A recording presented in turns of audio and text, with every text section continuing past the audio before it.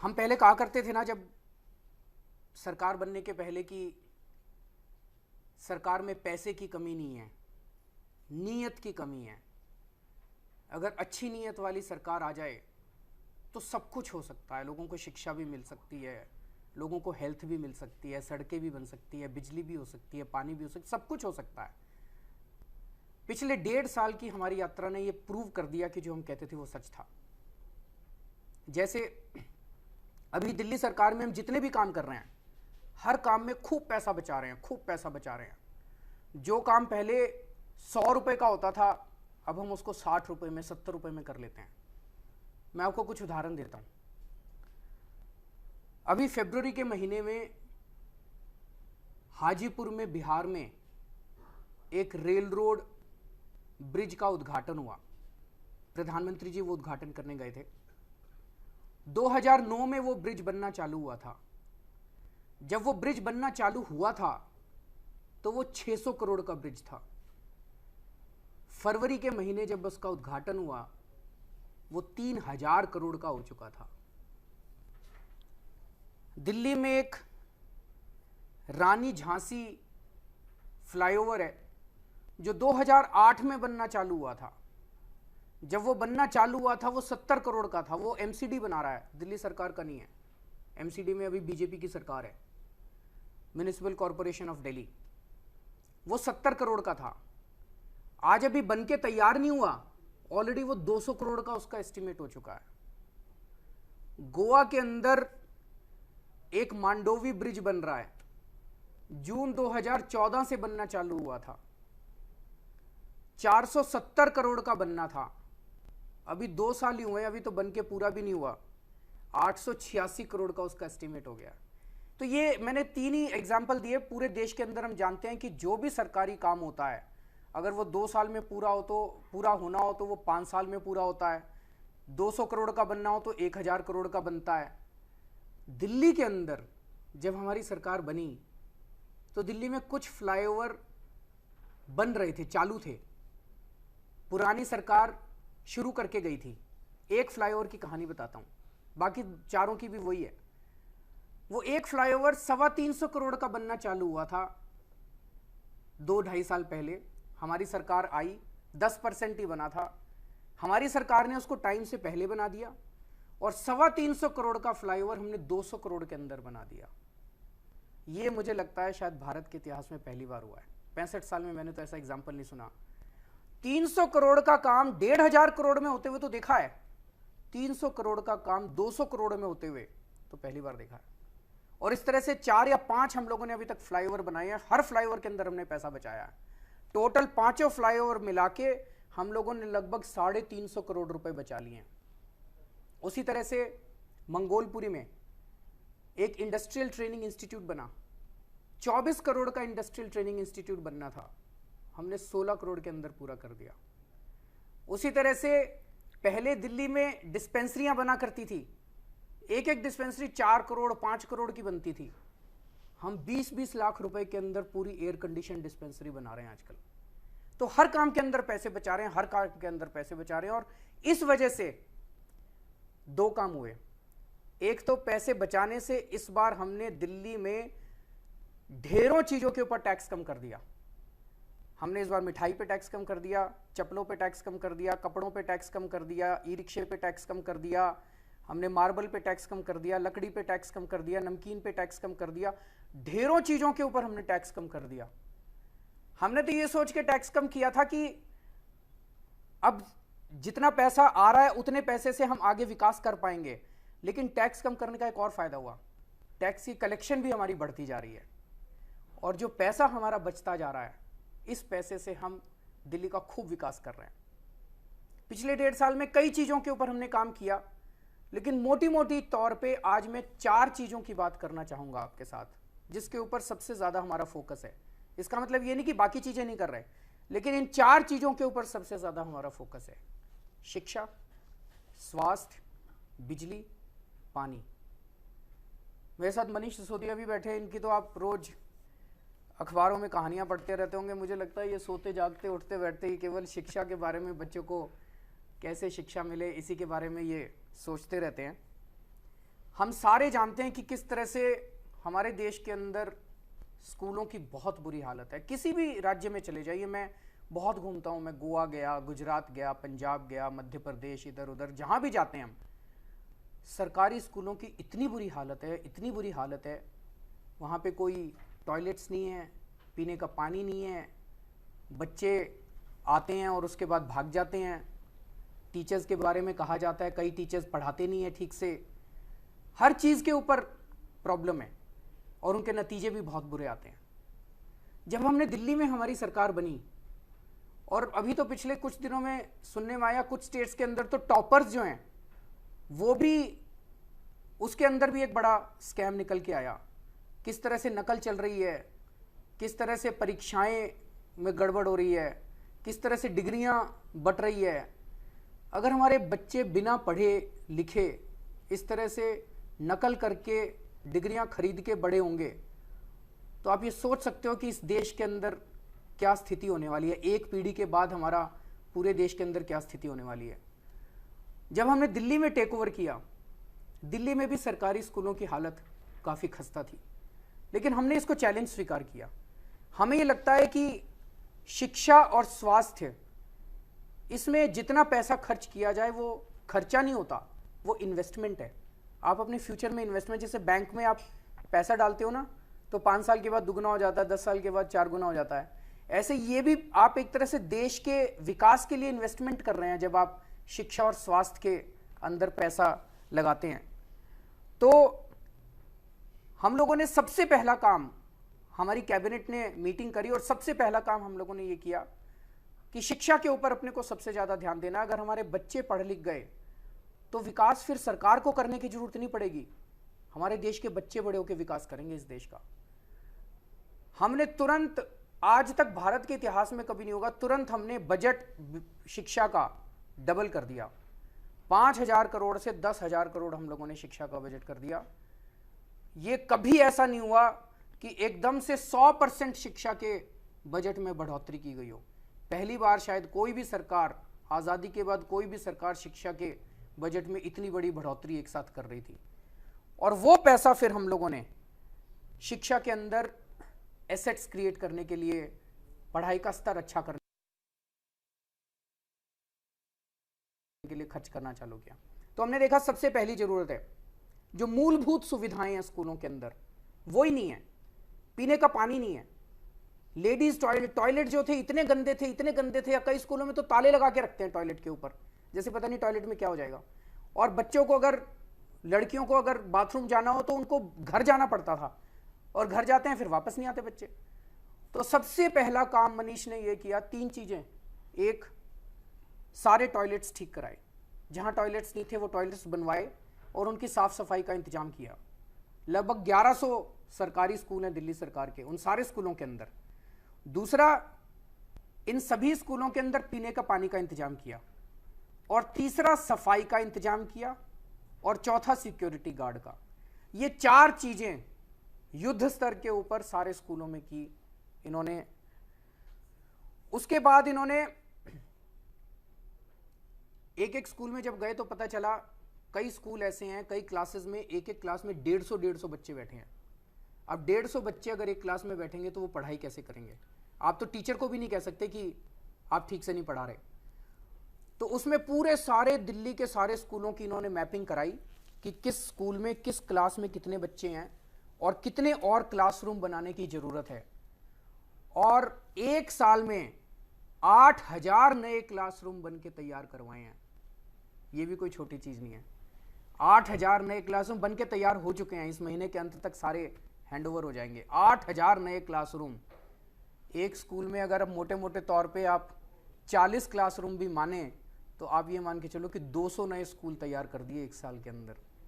ये भी कोई छोटी बात नहीं है। युद्ध स्तर के ऊपर काम हुआ है, जो कि पीडब्ल्यूडी ने और एजुकेशन डिपार्टमेंट ने बड़ा जबरदस्त काम किया। 200 नए स्कूल, 8,000 नए क्लासरूम बन के तैयार हुए हैं। और मैं उम्मीद करता हूं कि 100% स्कूलों में तो नहीं, लेकिन बहुत सारे स्कूलों में अब एक क्लास में 50 से ज़्यादा बच्चे नहीं होने चाहिए। फिर भी कुछ स्कूल रह जाएंगे। नए स्कूल बनाए जा रहे हैं, 45 नए स्कूल बन के तैयार हो चुके हैं। और 100 नए स्कूलों के लिए जमीन ले आइडेंटिफाई कर ली गई है। ये जो 100 नए स्कूल और बन के तैयार होंगे ना, इसके लिए इन्होंने बेस्ट आर्किटेक्ट ढूंढे हैं। ये स्कूल आप देखना, दिल्ली के जो बेस्ट प्राइवेट स्कूल हैं, जो बहुत बढ़िया प्राइवेट स्कूल हैं, उनसे भी अच्छे स्कूल आपको ये सरकारी स्कूल मिलेंगे, आपको यकीन नहीं होगा। हम ये चाहते हैं कि हमारे गरीब से गरीब बच्चों को भी बेस्ट से बेस्ट शिक्षा मिले। अगर हमारे गरीब बच्चे बड़े होके एडवोकेट बन गए, इंजीनियर बन गए, डॉक्टर बन गए, तो उसके बाद आपको कुछ करने की जरूरत नहीं है, आपको इन्हें नौकरी देने के लिए जरूरत नहीं है। ये बड़े होके आपको नौकरी दे देंगे, ये बड़े होके खुद देश का विकास कर लेंगे। शिक्षा हमें देने की जरूरत है। तो एक तो ये प्रॉब्लम थी। दूसरी प्रॉब्लम थी प्राइवेट स्कूलों की, वो भी पूरे देश के अंदर है। प्राइवेट स्कूलों में कई स्कूल अच्छे भी हैं, मैं सारे स्कूलों को नहीं, लेकिन कई स्कूल ऐसे हैं जिन्होंने गुंडागर्दी मचा रखी है, जिन्होंने दुकानें खोल के बैठे हैं, टीचिंग शॉप्स जिनको कहते हैं, दुकानें खोल, अपने स्कूलों को उन्होंने दुकानें बना ली हैं और अनाप शनाप हर साल फीस बढ़ाते जाते हैं। लोग बहुत दुखी हैं, पेरेंट्स बहुत दुखी हैं, लेकिन मजबूरी है, बच्चे के लिए तो माँ बाप कुछ भी करते हैं। तो जनता बहुत दुखी थी इससे। आज तक इन स्कूलों को नकेल कसने वाली कोई सरकार नहीं आई थी। क्यों?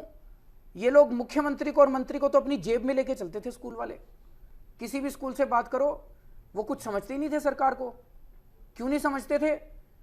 क्योंकि हर मुख्यमंत्री और मंत्री को बच्चों के एडमिशन कराने होते थे, हर साल उनको सिफारिश करनी होती थी। इस स्कूल में मुख्यमंत्री की 4 सिफारिश जारी हैं, 10 सिफारिश उस स्कूल में मेरे दोस्तों के, मेरे रिश्तेदारों के बच्चे या पैसे लेके। हमने एक बच्चे की सिफारिश नहीं की, एक भी स्कूल में, एक भी बच्चे की। मेरा अपना बेटा, मैं दिल्ली का मुख्यमंत्री हूं, मेरा अपना बेटा नोएडा जाता है पढ़ने के लिए, दिल्ली के स्कूल में नहीं पढ़ता। पहले नोएडा जाता था, उसी स्कूल में है, उसका स्कूल नहीं छुड़वाया मैंने। मैं चाहता तो आज दिल्ली के किसी भी स्कूल में एक फोन कॉल करने की जरूरत थी मेरे को, मैं चाहता तो फोन उठा के किसी भी स्कूल में, दिल्ली के किसी भी स्कूल में अपने बेटे का एडमिशन करा लेता। मैंने नहीं कराया। क्यों? अगर मैं उस स्कूल में, किसी स्कूल में अपने बेटे का एडमिशन कराता और अगर वो स्कूल वाले फीस बढ़ा देते और मैं उनको कहता भाई फीस बंद करो, फीस नहीं बढ़ानी, तो वो पलट के कहते जी इस आपके बेटे तो हमारे यहाँ पढ़ता है, हमने देखिए आपके बेटे को एडमिशन दिया था। मैं कमजोर हो जाता। एक भी सिफारिश करके अपने बेटे का, अपने रिश्तेदारों का, एक किसी का नहीं, ना मनीष ने किसी का एडमिशन कराया, ना मैंने किसी का एडमिशन। इसलिए आज हमारी हिम्मत है कि जिस जिस स्कूल ने दिल्ली के अंदर फीस बढ़ाने की कोशिश की, हमने ऑर्डर पास करके फीस वापस कराई, लोगों की फीस रिफंड कराई, फीस कम कराई हम लोगों ने। ये भी पहली बार हुआ है। अब जो स्कूल फीस बढ़ाना चाहते हैं, उनके सबके अकाउंट्स की हम चेकिंग करा रहे हैं। उन्होंने एप्लीकेशन दी है और उनके सबके अकाउंट्स की चेकिंग होगी। अगर लगता है सरकार को कि जायज है, इनके खर्चे बहुत ज्यादा बढ़ गए, तो जरूर फीस बढ़ेगी। लेकिन जो नाजायज तरीके से, हम कई बार कुछ स्कूलों में सुना करते थे कि फीस साइफन ऑफ कर लेते हैं, फर्जी बिल लगा के सारा पैसा निकाल, वो नहीं होने देंगे बिल्कुल। तो ये भी पहली बार हुआ कि सरकारी और प्राइवेट स्कूलों के अंदर नकेल कसी गई है। मैं ये कहना चाहता हूं कि अगर ये दिल्ली में हो सकता है, अगर दिल्ली के सरकारी स्कूल ठीक हो सकते हैं, अगर दिल्ली के प्राइवेट स्कूल ठीक हो सकते हैं, तो गुजरात के क्यों नहीं हो सकते? गोवा के क्यों नहीं हो सकते? मध्य प्रदेश के क्यों नहीं हो सकते? छत्तीसगढ़ के क्यों नहीं हो सकते? पंजाब के क्यों नहीं हो सकते? हमारा एक्सपीरियंस ये बताता है कि सब जगह के हो सकते हैं, अगर राजनीतिक इच्छा शक्ति हो, पॉलिटिकल विल हो और सरकार ईमानदार हो। अगर सरकार बेईमान हो तो बिल्कुल नहीं हो सकता, अगर सरकार ईमानदार हो तो हो सकता है। और मैं केवल एक ही चेतावनी देना चाहता हूं सारे देश को, don't mess around with the youth of this country, don't mess around with the education of this country. अगर आपने इस देश की एजुकेशन को बर्बाद कर दिया, तो फिर इस देश के अंदर इतने बेरोजगार पैदा होंगे, इतने बेरोजगार पैदा होंगे। अगर यही सिस्टम चलता रहा जो आज सिस्टम है कि डिग्रियां खरीदी जा रही हैं, नकल करके बच्चों को पास किया जा रहा है, तो फिर हम एक ऐसी पूरी की पूरी पीढ़ी तैयार करेंगे जो बहुत बड़ा खतरा पैदा हो सकती है। ये ठीक नहीं है। दूसरा, कुछ साल पहले एक पॉलिसी इन्होंने पास की थी, नो डिटेंशन पॉलिसी। इसमें होता है कि 8वीं क्लास तक पेपर नहीं लिए जाते, बच्चे को बस पास कर दिया जाता है, कोई फेल नहीं किया जाता। तो 8वीं क्लास तक बच्चा पास होता जाता है और अचानक 9वीं क्लास में आके उसके एग्जाम लिए जाते हैं। उसको एग्जाम देने ही नहीं आते बेचारे को, उसको कुछ नहीं आता। अभी केंद्र सरकार ने स्टडीज करवाई हैं, उसमें भी पता चल रहा है कि 9वीं क्लास के बच्चों को कुछ पढ़ना लिखना नहीं आता। कई बच्चे डिप्रेशन में चले जाते हैं 9वीं क्लास में आके, कई बच्चे सुइसाइड कर लेते हैं। ये पॉलिसी खत्म होनी चाहिए। ये नो डिटेंशन पॉलिसी बिल्कुल बर्बाद कर रही है ये पूरे हमारे एजुकेशन सिस्टम को। हम भी पढ़ते थे, आप सब जितने लोग अभी देख रहे हैं सब लोग पढ़े हैं, पहली क्लास में भी एग्जाम होते थे, दूसरी में भी होते थे। अगर कमजोरी हो तो कंपार्टमेंट हो जाती थी, ताकि आप बच्चा थोड़ा सीरियस, नहीं तो बच्चे पढ़ते ही नहीं है। अगर एग्जाम नहीं हो तो पढ़ेंगे किस लिए वो बच्चे, ना माँ बाप उस पर वो देते। तो इस पॉलिसी को हमने दिल्ली विधानसभा में तो पास करके केंद्र सरकार को भेजा हुआ है, और मैं अपील करता हूं केंद्र सरकार से कि इसको जल्दी पास करे। दूसरा, मैं स्वास्थ्य के ऊपर थोड़ा सा बात करना चाहता हूं। अच्छा, एक और चीज है, दिल्ली में हमने 100% बजट बढ़ाया शिक्षा का। इच्छा शक्ति थी, हमारे पास पैसा कहां से आया? सारी सरकारें कहती है पैसा नहीं है, पैसा नहीं है। केंद्र सरकार ने, जो नई सरकार केंद्र में आई बीजेपी की, उन्होंने आने के बाद, उनके पहले 82,000 करोड़ रुपए का बजट था शिक्षा का केंद्र में। उन्होंने आने के बाद 25% बजट कम कर दिया, 68,000 करोड़ कर दिया। 82,000 करोड़ का बजट हमने 5,000 करोड़ से 10,000 करोड़ किया, 100% बढ़ाया। उन्होंने 82,000 करोड़ से 68,000 करोड़ कर दिया बजट। बढ़ाना चाहिए कि कम करना चाहिए? शिक्षा पे कम कर दोगे तो ये सड़कें भी बननी चाहिए, फ्लाईओवर भी बनने चाहिए, नाली वो भी सब, पर सबसे जरूरी शिक्षा है। एक सड़क नहीं बनेगी तो काम चल जाएगा, बच्चे नहीं पढ़े लिखेंगे तो पूरा देश बर्बाद हो जाएगा। उन्होंने आते ही 82,000 से 68,000 कर दिया, और इस साल 68,000 करोड़ से 5% बढ़ाया है, शायद 71 या 72,000 करोड़ किया है। तो मेरा अपना मानना है कि पूरे देश के अंदर हर राज्य सरकार को और केंद्र सरकार को शिक्षा के ऊपर बजट बहुत बड़े स्तर पे बढ़ाना पड़ेगा, ताकि इस देश के बच्चे पढ़ लिख सकें और इस देश का विकास कर सकें। दूसरा, स्वास्थ्य है। जैसा मैंने कहा कि हम शिक्षा और स्वास्थ्य में खर्चे को इन्वेस्टमेंट मानते हैं। स्वास्थ्य का भी पूरे देश में बुरा हाल है। किसी सरकारी अस्पताल में चले जाओ देश में, किसी डिस्पेंसरी में चले जाओ, हर जगह बहुत ही बुरा हाल है पूरे देश के अंदर, सरकारी अस्पतालों और डिस्पेंसरी के अंदर। अभी मैं पंजाब गया था थोड़े दिन पहले, वहां पे एक गांव में गया, वो गांव वाले मेरे को पकड़ के ले गए अपने लोकल डिस्पेंसरी में। वर्किंग डे था, दिन में 11 बजे का टाइम था, और जब हम वहां पे पहुंचे ताला लगा हुआ था डिस्पेंसरी पे। अंदर ना तो एक भी मरीज था, और ना एक भी डॉक्टर था, ना एक भी नर्स थी, कुछ नहीं था उसके अंदर। ये हालत हम लोगों के गवर्नमेंट सेक्टर की या पब्लिक सेक्टर की। जब हमने दिल्ली में टेक ओवर किया, दिल्ली के भी सरकारी अस्पतालों में काफी डिसऑर्गेनाइजेशन था, काफी बुरा हाल था। यहां भी हमने सबसे पहला काम यह किया कि बजट बढ़ाया। जैसे शिक्षा में हमने 100% बजट बढ़ाया, स्वास्थ्य में हमने 50% बजट एकदम से बढ़ा दिया। हमारे टोटल बजट, दिल्ली सरकार का टोटल बजट 40,000 करोड़ है। 40,000 करोड़ में से 10,000 करोड़, 25% हमारा बजट तो शिक्षा में चला जाता है, और लगभग 19% बजट, 18-19% बजट हमारा स्वास्थ्य में जाता है, हेल्थ सेक्टर में जाता है। इतना बजट हम लोगों ने हेल्थ और शिक्षा में खर्च किया है। तो हम लोग सारे बैठे और कई एक्सपर्ट्स के साथ बैठे, और हम लोगों ने पूरा हेल्थ सेक्टर डिजाइन किया कि कैसा होना चाहिए। अभी दिल्ली में क्या है, बहुत बड़े बड़े अस्पताल हैं और कुछ डिस्पेंसरियां, सारी डिस्पेंसरियों की हालत बहुत बुरी थी दिल्ली के अंदर जब हमारी सरकार बनी। आपको अगर खांसी जुकाम भी हो जाए तो आप सीधे ऑल इंडिया मेडिकल में भागते हो, सफदरजंग हॉस्पिटल में भागते हो। तो हमने सबसे पहले ये डिसाइड किया कि दिल्ली के अंदर खूब सारी अच्छी डिस्पेंसरियां बनाने की जरूरत है। तो हमने 3 टियर सिस्टम डिजाइन किया। सबसे लोएस्ट टियर है मोहल्ला क्लिनिक, आम आदमी क्लिनिक। आपके नेक्स्ट डोर, आपकी गली में, आपके मोहल्ले में एक क्लिनिक होना चाहिए, ताकि कोई भी छोटी मोटी बीमारी हुई, खांसी हो गई, जुकाम हो गया, बुखार हो गया, आपको बड़े अस्पताल में जाने की जरूरत ना पड़े, आप सीधे अपने मोहल्ला क्लिनिक में जाओ।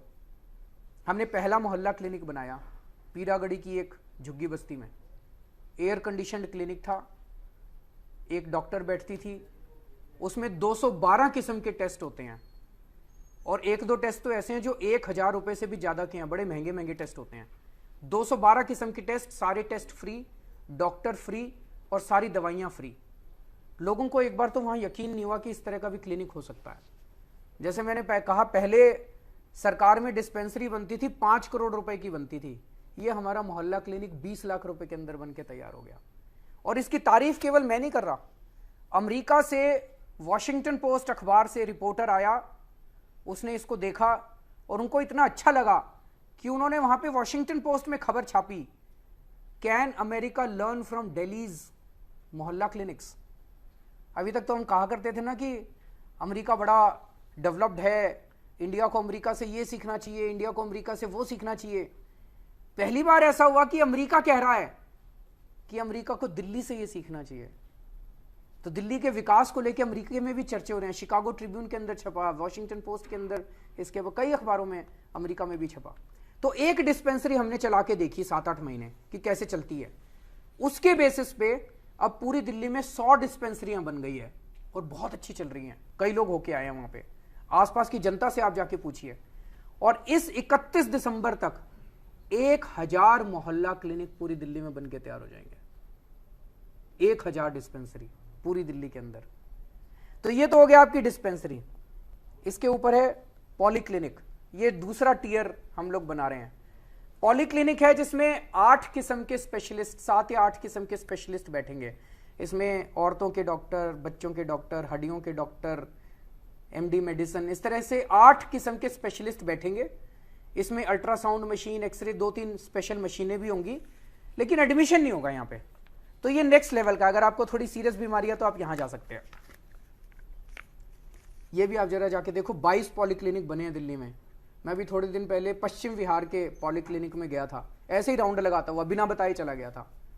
इतना शानदार पॉलीक्लिनिक है, सेंट्रली एयर कंडीशन। और वहां पे वो Paschim Vihar middle class area है, वहां पे मिडिल क्लास के लोग आए हुए थे खूब सारे वहां पे अपना इलाज कराने के लिए। वहां भी सारा इलाज फ्री है। और जब मैंने उनसे पूछा, उन्होंने पहचान लिया, उन्होंने मुझे घेर लिया। वो कहते हैं जी ऐसा तो बड़े बड़े जो 5 स्टार हॉस्पिटल हैं उनमें भी इस किस्म की सुविधाएं नहीं मिलती जो हमें यहां मिल रही हैं। अगर अमीर लोग, मिडिल क्लास के लोग सरकारी अस्पतालों में आके अपना इलाज करा रहे हैं तो ये तो बहुत बड़ा, ये तो मुझे लगता है स्वास्थ्य के क्षेत्र में क्रांति हो रही है। आप भी जाइए, आप भी देखिएगा दिल्ली के पॉलीक्लिनिक्स को। और फिर तीसरा है हमारे जो बड़े हॉस्पिटल हैं, मल्टी स्पेशलिटी और सुपर स्पेशलिटी हॉस्पिटल्स। इनके अंदर जो बड़े हॉस्पिटल्स हैं, इनमें हमने सारी दवाइयां फ्री कर दी है, सारे टेस्ट फ्री कर दिए हैं। क्यों किए हैं? मुझे लगता है कि health services, access to quality health services, I think is almost like a fundamental right. अगर कोई आदमी बीमार हो जाए और उसके पास पैसे नहीं है आज, तो वो अपना इलाज नहीं करा सकता। और अगर कोई बड़ी बीमारी हो जाए और प्राइवेट हॉस्पिटल में जाए, उसका सब कुछ लुट जाता है उस आदमी का, बेचारे का।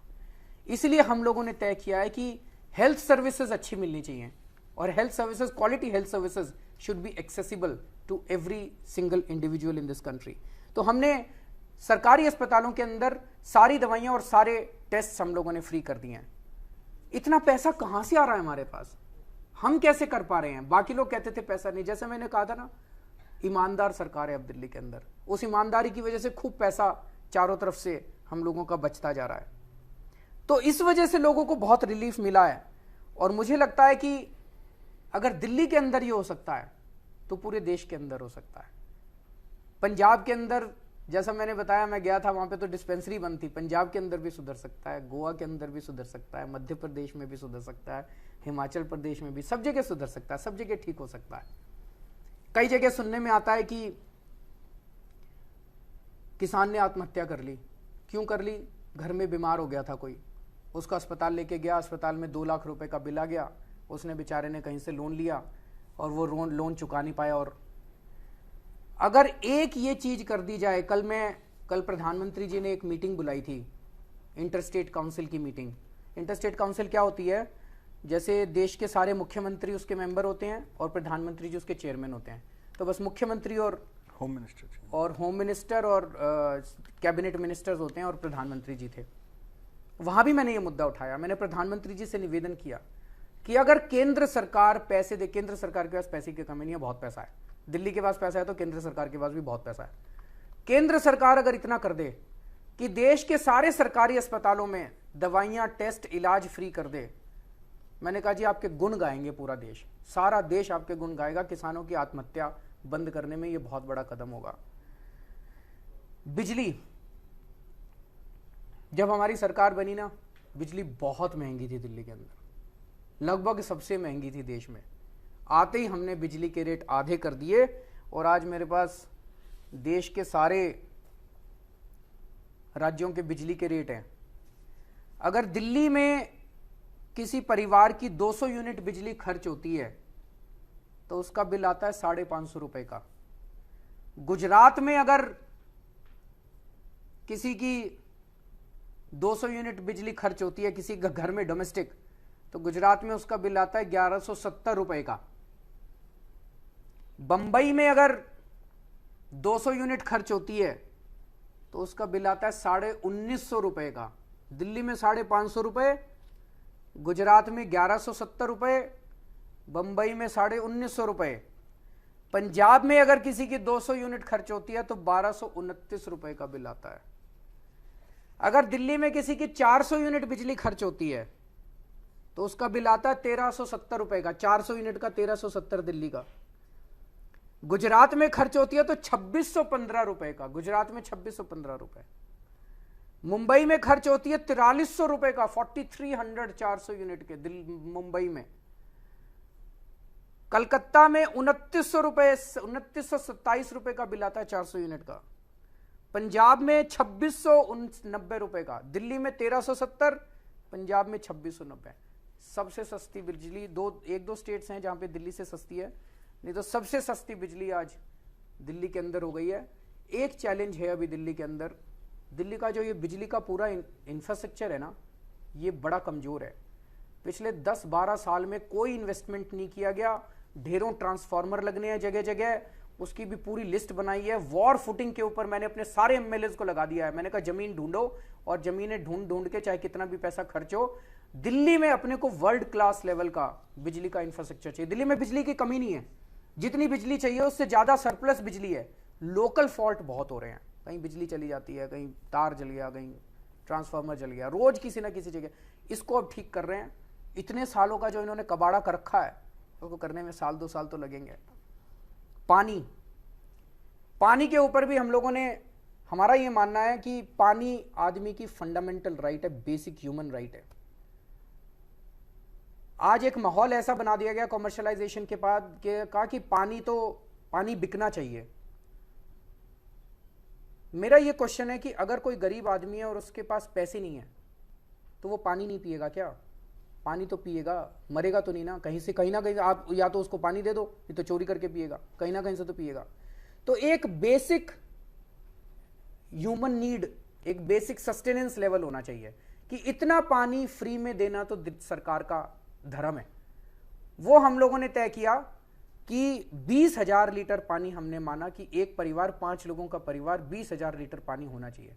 20,000 लीटर पानी हमने हर परिवार के लिए मुफ्त कर दिया। लोगों को यकीन नहीं हुआ, लोगों के बिल जीरो आने लग गए। पहले जब कई 100 रुपए के बिल आते थे, लोगों के जीरो बिल हो गए। जब हमने 20,000 लीटर पानी किया तो कई लोगों ने हमें क्रिटिसाइज किया, कहते हैं ये केजरीवाल तो जल बोर्ड को डुबो देगा, जल बोर्ड फाइनेंशियली बिल्कुल खत्म हो जाएगा, 20,000 लीटर पानी फ्री कर दिया। तो आपको ये जान के ताज्जुब होगा कि साल के अंत में हमारा 173 करोड़ रुपए का रेवेन्यू ज्यादा आया है पिछले साल के मुकाबले, कम होने की वजह। 20,000 लीटर पानी भी मुफ्त कर दिया, रेवेन्यू भी बढ़ गया। कैसे बढ़ गया? क्योंकि पानी मुफ्त करने के साथ साथ हमने अंदर करप्शन भी कम किया, उसकी वजह से रेवेन्यू हमारा बचने लग गया। दूसरा, लोगों ने कहा जी 20,000 लीटर पानी मुफ्त करोगे तो लोग पानी का वेस्टेज शुरू कर देंगे, पानी खूब वेस्ट होने लगेगा। वो भी गड़बड़ है। 3 मिलियन गैलन पानी पर डे की हमारी बचत होने लग गई। वो कैसे हुई? हमने कहा कि 20,000 लीटर पानी मुफ्त है, लेकिन 21,000 करोगे तो सारे पे पैसा लगेगा।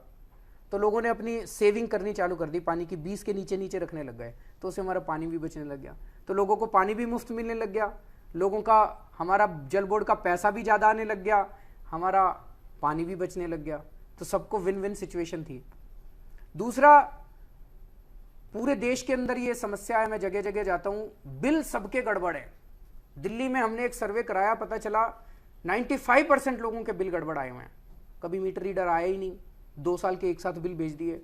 मीटर रीडर गलत रीडिंग ले गया, या कोई पैसे मांग रहा था पानी डिपार्टमेंट में, उसने गलत बिल बना के भेज दिया। लोगों के 3-3 लाख रुपए के, 4-4 लाख रुपए के बिल आए हुए थे, और वो बिल ठीक कराने के अंदर फिर पैसे देने पड़ते हैं, रिश्वत देनी पड़ती है। हमने आने के बाद एक साथ ऐसा कर दिया कि सबके पुराने बिल माफ, किसी के 2 लाख रुपए के माफ हो गए, किसी के 4 लाख रुपए के बिल माफ हो गए, किसी के, लोगों को यकीन नहीं हुआ 3-3 लाख रुपए के लोगों के बिल माफ हो गए, पुराने सारे बिल माफ। और फ्यूचर में ऐसा नहीं हो, इसका हमने एक सॉफ्टवेयर बना दिया कि अपने मोबाइल फोन से अपने मीटर की रीडिंग लो और वो बिल रीडिंग हमें भेज दो, हम उसके हिसाब से आपका बिल ऑटोमेटिकली आपके मोबाइल फोन पे बन के आ जाएगा। तो अब आगे आपको मीटर रीडर की जरूरत ही नहीं है, आप खुद ही अपना बिल बना सकते हो। तो पुराना आपका सारा ठीक कर दिया, सारा माफ कर दिया, और भविष्य में आपका होएगा नहीं। बड़ा काम हमने ये किया, दिल्ली देश की राजधानी है, लेकिन दुख की बात है कि दिल्ली के अंदर भी लोगों के घरों में टूटी में पानी नहीं आता। बहुत सारे इलाके ऐसे हैं, बहुत सारी कॉलोनियां ऐसी हैं जहां पे अभी भी टैंकरों से पानी जाता है, पाइपलाइन नहीं बिछी हुई है। पिछले 1 साल में जब से हमारी सरकार बनी है, 263 नई कॉलोनीज के अंदर हम लोगों ने पानी पहुंचाया है, युद्ध स्तर के ऊपर। पिछले 10 साल में इतनी कॉलोनी में पानी नहीं पहुंचा होगा जितना 1 साल में द्वारका के अंदर, संगम विहार में कई कॉलोनियों में, बवाना में, पता कई कॉलोनी, 263 नई कॉलोनीज के अंदर पानी पहुंचा है। और 2017 का फिर मैंने अपने ऑफिसर्स को बुलाया, मैंने कहा भाई पूरी दिल्ली में पानी कितने दिन में पहुंचेगा? कहते जी 5 साल लगेंगे। मैं 5 साल नहीं है, 1 साल है। दिसंबर 2017 तक आपको सारी दिल्ली के हर घर तक पानी पहुंचाना है। आप बताइए आपको कितना पैसा चाहिए? उन्होंने कहा जी इतने 1300 करोड़ रुपए चाहिए। हमने 1300 करोड़ रुपए का एलोकेशन कर दिया। तो दिसंबर 2017 तक दिल्ली के हर घर में पाइपलाइन से, टूटी से पीने का पानी पहुंचेगा। और दूसरा मैंने ये कहा है कि पानी ऐसा होना चाहिए कि टूटी खोलो और सीधे ओक लगा के पी लो। आपको याद है बचपन में ये कोई आरओ वारो थोड़ी होते थे, आरओ फिल्टर, ये तो भी नए जमाने की चोंचले चल गए इनके। पहले कोई पानी की बोतलें थोड़ी होती थी, पहले तो सीधे हम टूटी से पानी आता था, पानी पिया करते थे। अब ये सारा का सारा कॉमर्शलाइजेशन हो गया। तो मैंने इनको बोला है कि आप ऐसा सिस्टम बनाओ कि सीधा पानी आए और पानी पीने का होना चाहिए, कोई आरओ की जरूरत नहीं होनी चाहिए, कोई फिल्टर नहीं होना चाहिए। और दिसंबर 2017 तक का हमने इनका टारगेट रखा है। किसानों के लिए भी हमने बहुत किया। पिछले साल दिल्ली में बारिश हो गई थी, तो कई किसान आए मेरे पास, बोले जी हमारी फसलें बर्बाद हो गई हैं। तो उनके साथ में गांव-गांव में गया, कई गांव में घूमा, उसका जायजा लिया, वाकई उनकी फसलें बहुत बर्बाद हो गई थी। तो हमने हिसाब निकाला और 20,000 रुपये पर हेक्टेयर के, पर एकड़ के हिसाब से, 50,000 रुपये पर हेक्टेयर के हिसाब से हमने मुआवजा दिया। आज देश के अलग अलग इलाकों में किसान आत्महत्या कर रहे हैं। क्यों? क्योंकि उनकी फसलें जब बर्बाद हो जाती है, किसी को 200 रुपये का चेक देती है सरकार, किसी को 300 रुपये का चेक देती है सरकार, मजाक बनाती है, उनका अपमान करती है, उनकी बेइज्जती करती है किसानों की। दिल्ली में 20,000 रुपये का एकड़ का हिसाब से दिया, जो कि आज तक कभी नहीं मिला था। इसी तरह से किसानों की जब जमीनें, भूमि अधिग्रहण किया जाता है, हमारी सरकार बनने के पहले जब भूमि अधिग्रहण किया जाता था 54 लाख रुपए पर एकड़ के हिसाब से। हो सकता है आप में से कुछ लोग जो प्रोग्राम सुन रहे हैं उनको 54 लाख रुपए बहुत ज़्यादा लगे। 54 लाख रुपए ज़्यादा नहीं है, दिल्ली में ज़मीन के रेट बहुत ज़्यादा हैं। 54 लाख रुपए देती थी सरकार पर एकड़ के हिसाब से, और किसान बहुत नाराज़ थे क्योंकि मार्केट रेट 3 करोड़ था, 4 करोड़ था। तो कई किसान आए मेरे पास, बोले जी सरकार ज़मीन ले लेती है हमारी और 3 करोड़ की ज़मीन के 54 लाख रुपए देती है। हमने आते ही ऑर्डर पास किया और हमने उनका 3 करोड़ से 4 करोड़ रुपए का रेट कर दिया कि अगर सरकार एक्वायर करेगी तो सरकार को 3 करोड़ रुपए देने पड़ेंगे। एक बार तो यकीन नहीं हुआ किसानों के, इतने किसान खुश हो गए चारों तरफ की। आज तक मतलब एकदम से 6 गुना जंप कर दिया। नहीं तो वो कहते थे 10% इंक्रीज कर दो, 20%, 6 गुना 600% इंक्रीज हम लोगों ने कर दिया एकदम से। लेकिन इसके लिए लड़ना पड़ा मुझे बहुत ज़्यादा। जैसे ही हमने ऑर्डर पास किया वैसे ही वहाँ से एलजी साहब का ऑर्डर आ गया। एलजी साहब ने कहा, मैंने ऑर्डर पास किया कि हम ज़मीनों के रेट 3 करोड़ रुपए पर एकड़ करते हैं। एलजी साहब ने ऑर्डर कर दिया, मैं मुख्यमंत्री के ऑर्डर को कैंसिल करता हूँ। तो मेरे पास क्या चाह रहा था बताओ? एलजी साहब ने ऐसा क्यों किया? एलजी साहब को क्या ज़रूरत थी? किसान खुश थे, सरकार दे रही थी, सरकार का पैसा जा रहा था। तो फिर मेरे पास क्या चाह रहा था? मैंने भी अगले दिन ऑर्डर पास कर दिया, मैं एलजी साहब के ऑर्डर को कैंसिल करता हूँ। अब आप बताओ, फिर ये मीडिया वाले कहते हैं केजरीवाल लड़ता बहुत है। मैं अपने लिए थोड़ी लड़ता हूँ, मैं आपके लिए लड़ता हूँ।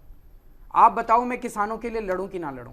किसानों के ज़मीनों के रेट के लिए लड़ूं कि ना लड़ूं? तो हमने किसानों को सबसे ज़्यादा मुआवजा मुझे लगता है देश भर का है, 3 करोड़ रुपए पर एकड़ के हिसाब से। कल मैं, जैसा मैंने बताया कि इंटरस्टेट काउंसिल में गया था, वहाँ पे मैंने प्रधानमंत्री जी से बहुत रिक्वेस्ट किया कि पूरे देश के अंदर किसान आत्महत्या कर रहे हैं, एक चीज़ अगर मुख्य प्रधानमंत्री जी कर दें। अखबारों में पढ़ते हैं हम, तो एक्चुअल फिगर तो पता नहीं है, इंटरनेट पे आती रहती है, मीडिया में आती रहती है कि कोई 10 बड़े बड़े देश के उद्योगपतियों का 4 लाख या 5 लाख करोड़ रुपए का बैंक का लोन है और वो माफ किया जा रहा है। कोई 70,000 का, 72,000 का भी वो सुना है। विजय माल्या जी 6,000 7,000 करोड़ का उनका लोन था, वो देश छोड़ के भाग गए। अगर इतने बड़े बड़े 10-15 बड़े बड़े उद्योगपतियों का 4-4 5-5 लाख करोड़ रुपए का लोन माफ कर सकते हैं, तो हम किसानों का 1-1 लाख रुपए का लोन माफ नहीं कर सकते क्या? बिल्कुल कर सकते हैं। तो कल मैंने हाथ जोड़ के बड़ी अपील की प्रधानमंत्री जी से। मैंने कहा जी, पूरे देश में किसान आत्महत्या कर रहे हैं, आत्महत्या को रोकने के लिए 4 तरीके किए जा सकते हैं। अगर आप ये 4 चीजें कर दो, देश में किसान आत्महत्या करना बंद कर दे। पहली चीज, एक बार अनाउंस कर दो सारे देश के सारे किसानों का सारा ऋण माफ, सारा लोन माफ, और केंद्र सरकार दे दे सारा पैसा और सारे किसानों का लोन माफ कर दो। मैंने कहा कि बहुत पुण्य होएगा आपको, बहुत आशीष देंगे सारे देश के किसान। दूसरा, एक बार तो लोन माफ कर देंगे, फिर फ्यूचर में फिर प्रॉब्लम हो जाएगी। तो इसलिए मैंने कहा कि हमें 3 स्टेप्स और लेने हैं ताकि भविष्य में किसान लोन में ना फंसे। कि स्वामीनाथन रिपोर्ट लागू करो। प्रधानमंत्री जी ने चुनाव के पहले कहा था, प्रॉमिस किया था कि स्वामीनाथन रिपोर्ट लागू करेंगे। स्वामीनाथन रिपोर्ट यह कहती है कि जो लागत है, जितनी किसान की कॉस्ट आती है, उसके ऊपर 50% उसको प्रॉफिट दिया जाएगा, इतना फसल का मूल्य लगाया जाएगा। लेकिन आज उसको फसल का मूल्य भी नहीं, जैसे गेहूं है, गेहूं की कॉस्ट सरकारी, ये मेरे पास आज सारे मैं आंकड़े लेके आया हूं। गेहूं है, गेहूं में गेहूं की लागत आ रही है 1950 रुपए क्विंटल, 1950 रुपए क्विंटल लागत है, और सरकार ने दाम तय किया है 1450 रुपए। बताओ किसान खाएगा क्या? आत्महत्या नहीं करेगा तो क्या खाएगा? तो स्वामीनाथन रिपोर्ट यह कहती थी कि जो किसान की लागत हो उस पर 50% एक्स्ट्रा ऐड करके वो अगर आप मूल्य तय करोगे, किसान कभी आत्महत्या नहीं करेगा, अपनी मेहनत की कमाई खाएगा। तीसरा, अगर किसी देश के किसी हिस्से में किसानों की फसल बर्बाद हो जाती है, जैसे दिल्ली में हमने 20,000 रुपए एकड़ के हिसाब से दिया, ऐसे ही केंद्र सरकार उस राज्य सरकार को पैसा दे, और वो दिल्ली में कम किसान थे, हम लोग दे पाए, तो केंद्र सरकार पैसा दे और वो उनको कम से कम इतना पैसा तो मुआवजा मिलना चाहिए। और चौथी चीज, जैसा मैंने कहा था, अगर आप दवाइयां, टेस्ट सारे अस्पतालों में, सरकारी अस्पतालों में इलाज फ्री कर दें, तो मुझे लगता है कि कभी किसान आत्महत्या नहीं करेंगे, अगर आप ये 4 चीजें कर दे तो। एक चीज और मैं 1-2 बातें करके फिर खत्म करता हूं, फिर आप लोगों के प्रश्न लूंगा। ये बात मैंने कल भी उठाई थी प्रधानमंत्री जी के सामने। देश में दालों की कीमतों में आग लगी हुई है। दालों की कीमतें क्यों बढ़ रही हैं इतनी ज्यादा? दाल, हमारे देश में लगभग 17-18 मिलियन टन दाल उगती है और 4-5 मिलियन टन हम बाहर से मंगाते हैं। तो टोटल 22-23 मिलियन टन दाल जो है वो हमारे यहां खपत होती है। इस साल भी उतनी है। इस साल थोड़ी प्रोडक्शन कम हुई तो आयात ज्यादा हुआ। फिर इतनी ज्यादा दालों के अंदर आग क्यों लगी हुई है? पहली चीज। दूसरी चीज, जो मिनिमम सपोर्ट प्राइस है, गेहूं का मिनिमम सपोर्ट प्राइस 14.5 रुपए है, 15 रुपए है। मार्केट में अभी आप जाके गेहूं ले लो, 17-18 रुपए में मिल जाएगी। तो अगर 15 रुपए मिनिमम सपोर्ट प्राइस गेहूं का है, तो मार्केट में 18 रुपए पे मिल रही है। दाल का, अरहर की दाल, मूंग की दाल का मिनिमम सपोर्ट प्राइस 50 रुपए है, मार्केट में जाके लो 200 रुपए में मिलेगी। ये 150 रुपए कहां जा रहे हैं? बीच में बहुत सारे बड़े बड़े जमाखोर पैदा हो रहे हैं। आजकल इन जमाखोरों के नाम भी खूब चल रहे हैं इंटरनेट के ऊपर। कौन है ये जमाखोर? बता रहे हैं 8-10 लोग हैं जो सारा का सारा जमाखोरी का काम कर रहे हैं। कल मैंने प्रधानमंत्री जी की मीटिंग में कहा मैंने कहा जी इंटरनेट पे और अखबारों में छप रहा है कि मुंड्रा पोर्ट जो है वहां पे बहुत बड़े बड़े वेयर हाउस बने हुए हैं जहां पे दाल होर्डिंग की जा रही है। 2-3 राज्य हैं वहां पे खूब बड़े बड़े होर्डिंग की जा रही है, खूब होर्डिंग की जा रही है दालों की। मोजाम्बिक, जहां भी प्रधानमंत्री जी गए थे दालों का सौदा करके आए थे, मोजाम्बिक के अंदर पोर्ट के ऊपर बड़े बड़े होर्डिंग की जा रही है वहां पे वेयर हाउसेस में। ऐसे आरोप हैं, इनकी जांच तो होनी चाहिए, इसके ऊपर एक्शन तो लिया जाए। नहीं तो ऐसा क्यों है कि 22 मिलियन टन 2 साल पहले 22 मिलियन टन था, इस बार भी 22 million ton availability, total availability इतनी है, फिर भी 200 रुपए आग लगी हुई है तो इसके ऊपर तो एक्शन होना चाहिए। और ये जो बड़े बड़े लोग हैं, 8-10 लोग, ऐसा कहा जा रहा है कि 8-10 लोग हैं जो सारा का सारा ये धंधा चला रहे हैं, इस पे अगर सख्ती नहीं की गई तो ये तो 400 रुपए पहुंच जाएगी दाल। ना मैं खा पाऊंगा दाल, ना आप खा पाएंगे। पूरे देश में मैं घूम रहा हूं और सबसे ज्यादा दुखी आज व्यापारी वर्ग है, जिसकी पहले 100 रुपए की कमाई थी, आज 80 रुपए भी नहीं बची। आदमी उम्मीद करता है कि जिंदगी में तरक्की करेगा, कि पिछले साल 100 रुपए की कमाई हुई तो इस साल 120 होनी चाहिए, 130 होनी चाहिए, आदमी कोशिश करता है। लेकिन पिछली बार 100 रुपए थी और इस बार 80 रुपए रह गई, तो फिर तो पूरे देश के अंदर व्यापारी, बिजनेसमैन, इंडस्ट्री वाले बहुत ज्यादा दुखी हैं और उनका बिल्कुल गुजारा नहीं चल रहा। लेकिन प्रश्न ये उठता है कि पूरे देश के सारे व्यापारी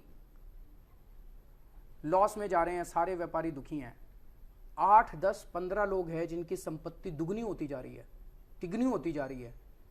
उनका ऐसा कहां से आ रहा है पैसा? तो वो तो हमारी जेब से ही जा रहा है ना। जैसे मान लो एक आदमी है, उसने 30 रुपए में सारी दाल ले ली मार्केट से और अपने गोदाम में भर ली, और अब 250 रुपए में बेच रहा है, 200 रुपए में बेच रहा है, तो मेरी और आपकी जेब से ही तो पैसा जा रहा है उसके पास। तो एक तरफ तो सारे देश के व्यापारी, सारा देश की इकोनॉमी ठप है, लेकिन दूसरी तरफ कुछ चंद लोग हैं जिनके व्यापार दुगने तिगुने, पता नहीं कितने हजारों करोड़ की संपत्ति उनकी बढ़ती जा रही है। तो इसके ऊपर तो ध्यान देना पड़ेगा। अब मैं कोई क्वेश्चन है तो सर क्वेश्चंस हैं और